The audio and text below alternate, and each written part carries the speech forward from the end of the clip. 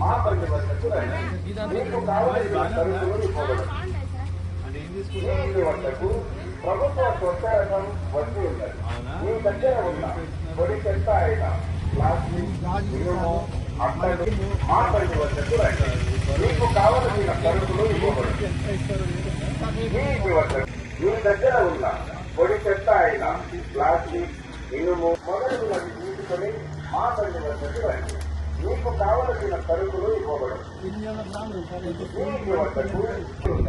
మీ దగ్గర ఉన్న పొడి చెత్త అయినా ప్లాస్టిక్, ఇనుము, అట్టలు, గాజు సీసాలు, మొదలగునవి తీసుకొని మా బండి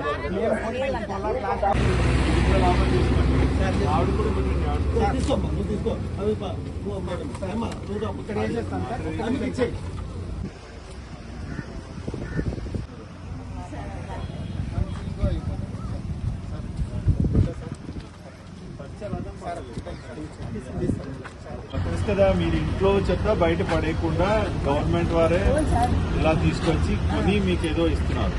సో ఇది మనం అలవాటు చేసుకోవాలి. ఇలా డబ్బులు ఇస్తేనే కాకుండా కూడా మనం చేయాలి. ఓకేనా?